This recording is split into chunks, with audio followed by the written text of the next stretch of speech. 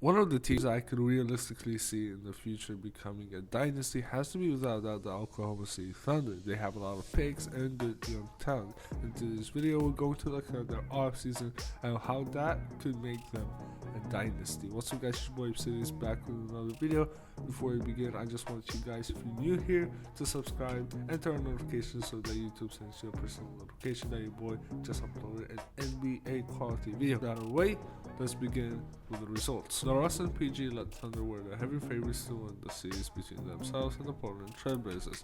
They had the better duo, solid defensively, and Portland was missing Nurkic, but things went south. After the saddest ending in NBA history, they were questioning themselves how they could upgrade this team.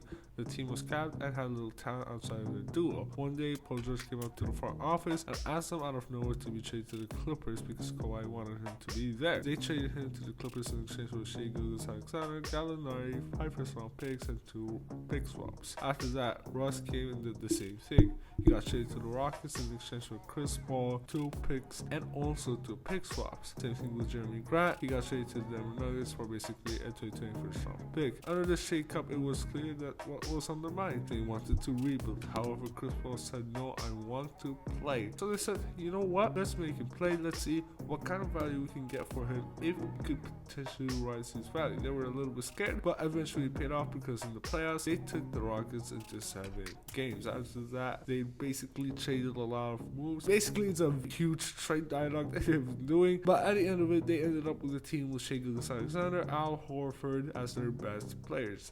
They were so good that they could have made it easily to the playing tournament for the caliber of the team that they have. So they said, hell no, we actually want Cade Cunningham, so let's rest those guys, particularly Al Horford and Shai Gilgeous-Alexander. And that is how they got the mediocre record that they have. When it comes to the draft pick, there's really multiple scenarios, but obviously, if we're going by record in the scenario, they will only have the number 4 pick. I'll explain maybe the Heat situation, but for now, let's talk about the 4th pick. So, no Rockets pick, obviously, and with the 4th pick, I think they should go with Jalen Suggs for the same reasons why they would draft Cade Cunningham, pairing him up with potentially an all-star point guard. I'm talking about Shai Gilgeous-Alexander. With Shai Gilgeous-Alexander, this duo will be absolutely great. I think the ceiling could be high. This duo could potentially make multiple all-star appearances. And just in case if they have the Heat's pick, because I'm not really sure with that, Kaya Jones is the guy, an athletic big guy that can rebound and defend for this team. Basically, a really consistent and solid role-playing big guy. I really think that it will be a steal if they can get Kaya Jones with a Heat pick, if they can. So I know it's a shame, but I only have one trade. However, I think this trade is big. It's a 14 trade between the Thunder, Kings, Pelicans, and Mavericks. The Thunder get Dwight Powell, Marvin Bagley, Ramsey, a 2nd round pick, a top 3 protected 1st round pick, and the right to swap in 2023. Kings get Al Horford, Darius, and Bazley. Pelicans get Hield, Isiah Roby, and a 2nd round pick, and Mavericks get Steven Adams. Thunder do this for 2 reasons: getting the good picks and Marvin Bagley. He could flourish with them in the Thunder system since he will have less pressure to perform and also can fulfill the expectations that he had in the draft since he's already decent. Kings become better on both sides since Bazley and Horford could produce for them on both sides, and they also free up $5.5 million so they can bring up Holmes, so they don't have to worry about the money. Pelicans get shooting from Hield and Roby, that's basically it, and Mavericks get center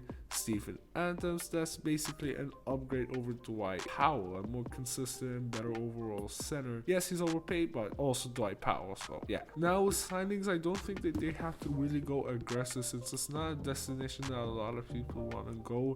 It's kind of like a destination that low-key guys who want to be overpaid want to go there. However, if there has to be targets that I would set for the Thunder, I have 3 guys that come in my mind. First guy is Duncan Robinson. They probably need to overpay him for him so they can get him. So I think a contract like 4 years, $80 million will be the amount. Having Duncan to add shooting to the wing and forward position will make the team hard to guard since they had to use him mainly off ball or spotting up. A lot of teams would love to have Robinson, so if things don't work out for some reason or another, you could trade him and he has good value unless he really fall off a cliff. The second signing would be THT. The Lakers obviously lost in the 1st round and don't really care about THT. I mean, they do care since they didn't trade him for Kyle Lowry, but if they right now are realistic with themselves. They shouldn't really care about THT and trade him. But if you can snag him in free agency, I think $68 million could snag him from the Lakers. I don't think there's any team that could offer him that, and the Thunders could offer him that as they believe in him so much. Last free agent is Zach Collins. Portland is in a similar position like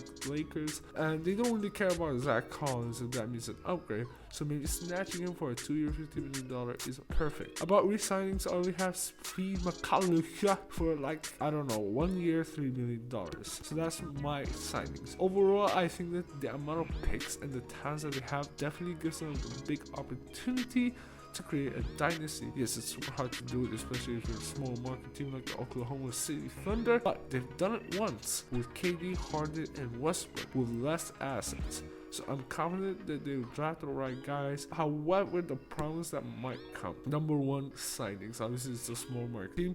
So signing, getting big, actual, relevant guys in free agency is going to be a little bit hard if you're not going to overpay, which you're not going to do every single off season. So getting those guys is going to be hard in free agency. Another thing is trading. I don't think it's going to be as big of a problem. However, it's something that could potentially be. For example, I could definitely see a deal where someone might force a pick, or pick or two to be added just because they have more picks, even though they know and everybody in their mama know he's not worth a pick. For example, Jeremy Grant, first round pick, 2 first round picks. Okay, they might ask from the Thunder 3 first round picks, 4 first round picks.